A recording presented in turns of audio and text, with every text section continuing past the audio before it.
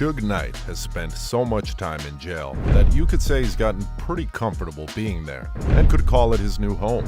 Well, I doubt that very much though. Looking at the number of years he still has to go, I'm sure he's looking for ways to get the hell out of prison. Initially, he had no intention of saying anything or coming clean about his criminal history, but prison isn't being very friendly to him, so I guess he has no choice but to spill everything to the police.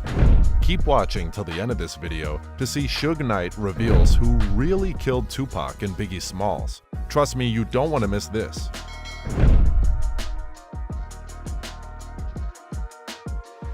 Suge Knight's history of violence. Suge Knight, or as he was popularly known in the streets, Sugar Bear, is one of the key figures in the 1990s gangster rap movement's popularity.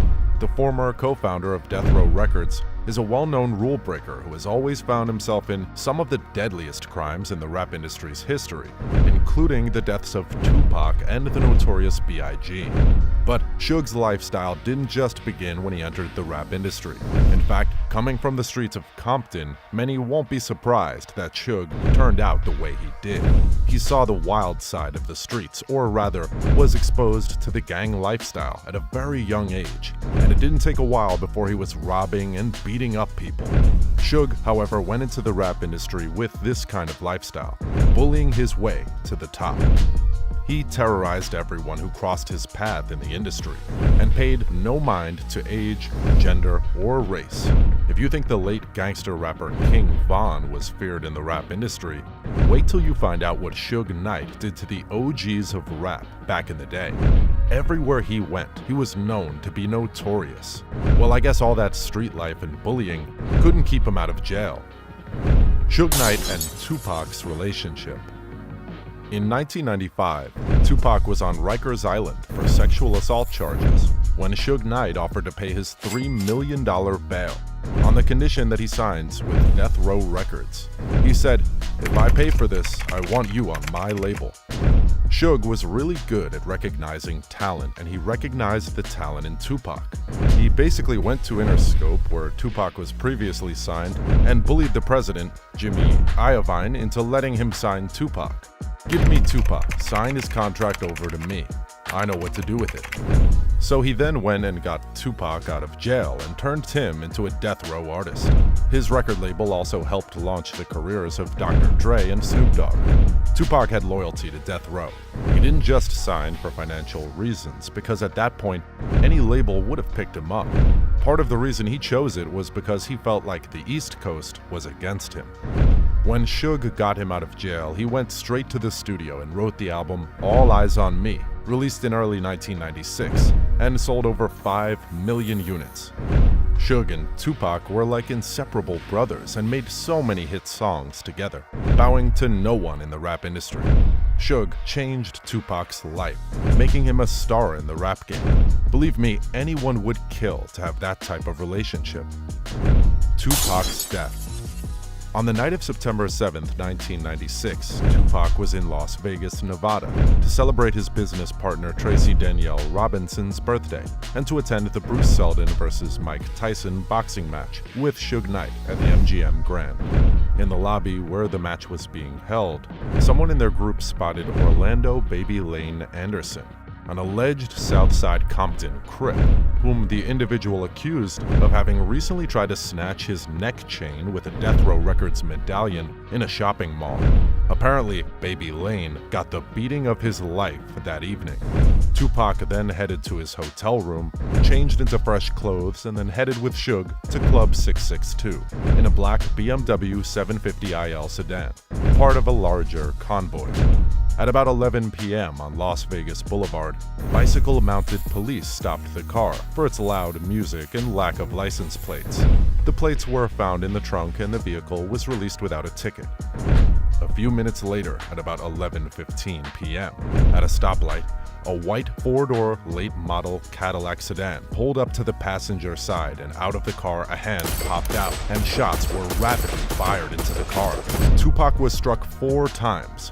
Once in the arm, once in the thigh, and twice in the chest, with one bullet entering his right lung. Shards hit Suge's head, leaving some injuries. Despite his injuries, he drove with Tupac a mile away from the crime scene to Las Vegas Boulevard and Harmon Avenue. Tupac was taken to the University Medical Center of Southern Nevada, where he was heavily sedated and put on life support. Tupac died of respiratory failure, followed by a cardiac arrest due to the removal of his right lung while in the critical care unit on the afternoon of Friday, September 13, 1996. Doctors tried to resuscitate him, but were unable to halt the bleeding. At 4:03 p.m., he was pronounced dead.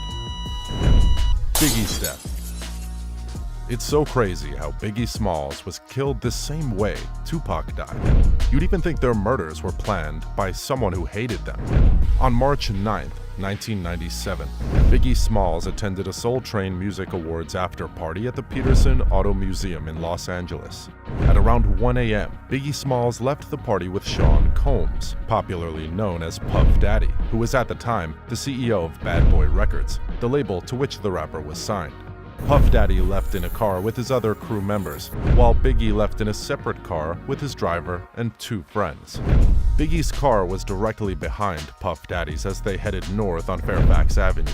His car made a stop at a stoplight on Wilshire Boulevard when a black Chevy pulled up and fired a gun at him from the driver's side window, hitting him 4 times. Out of the 4 people in his car, Biggie was the only one who was hit. No one needs to tell you that it was definitely an assassination attempt, just like Tupac's death. I mean, how did Biggie end up being the only one shot in the car? Puff Daddy ran out of his car toward Biggie's, dragged him out and drove him to Cedars-Sinai Medical Center, where the rapper was pronounced dead at 1:15 a.m. It all felt like a mystery and a cover-up because the police didn't investigate the case until about a month later. I mean, that's all shades of suspicious, wouldn't you say? Suge Knight reveals who killed Tupac and Biggie. After 21 years of arguable statements, conspiracies, Suge Knight has now decided to disclose the 2 individuals responsible for the fateful evenings of September 7, 1996 and March 9, 1997. The former Death Row CEO has finally revealed that he was, in fact, the real target in the drive-by shooting that killed Tupac. He claims that his ex-wife, Sharitha, and former Death Row Records security chief, Reggie White Jr., killed Tupac in an attempt to end his life. Suge's attorney, Thaddeus Culpepper, wrote in a signed affidavit that Knight has known for many years that Reggie Wright Jr. and his ex-wife, Sharitha, were behind the murder of Tupac and the attempted murder of Knight. Knight also had alleged details of Wright's involvement in the Biggie Smalls murder case. That's the end of today's video, guys. If you enjoyed this video, make sure to subscribe for more content. Also, don't forget to smash that like button and leave a comment down below. Thanks.